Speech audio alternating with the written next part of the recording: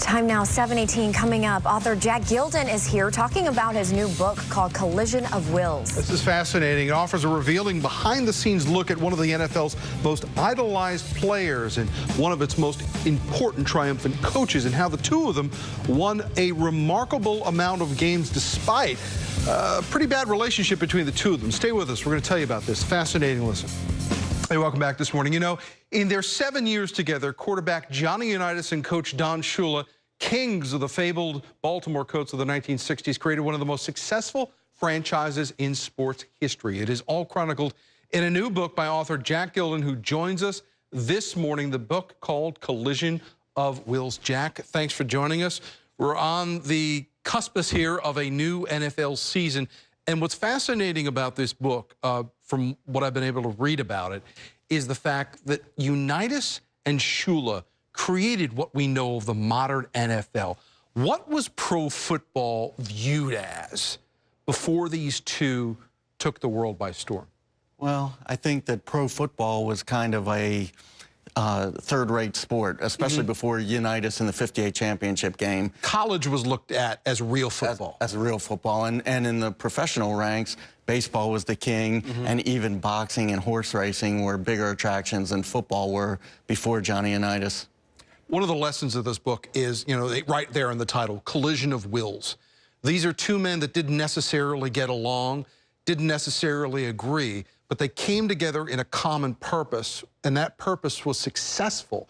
What life lessons can we extract from how Shula and how Unitas were able to form this bond? Well, they weren't totally successful. I mean, they first came together as teammates in the 1950s, and Unitas was a nobody, and Shula was an established player. And then in practice, they're squaring off every day, and they're lighting up Shula on the field. So they pretty much ran him out of professional football, Unitas and Raymond Berry.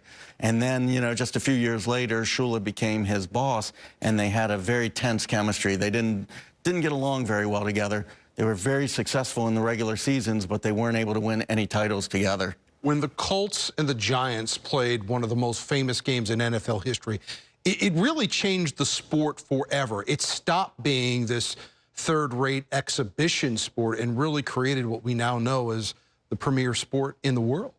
Oh, and there's no doubt about it. I mean, the billion-dollar industry that we see today, both good and bad, it began that day when the Colts beat the Giants.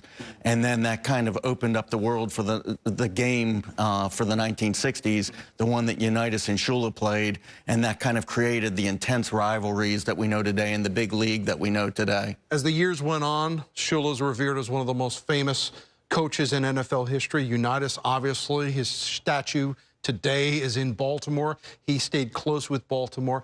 How did these two men, towards the end of their time, were they able to reconcile their own relationship? No, I mean, even in the book, you know, the book starts out with the old man, Johnny Unitas, visiting one of his friends in Florida, and then crudely admitting that if Shula was standing next to him and he was on fire, he wouldn't do what was necessary to put it out. So that was only 30 years after they had parted company, so there were very hard, bitter feelings forevermore between them. It's amazing, but it's also a testament to the fact that people who don't necessarily get along and don't necessarily like each other sometimes can have great success born out of that relationship. Those two did. Jack Gilden, Collision of Wills is the new book. If you're a football fan, if you're a Baltimore Colts fan, we know there's still a lot of you out there. Highly recommend it. And Jack, we thank you for taking the time. We look forward to the season. It's my pleasure. Thanks for having me.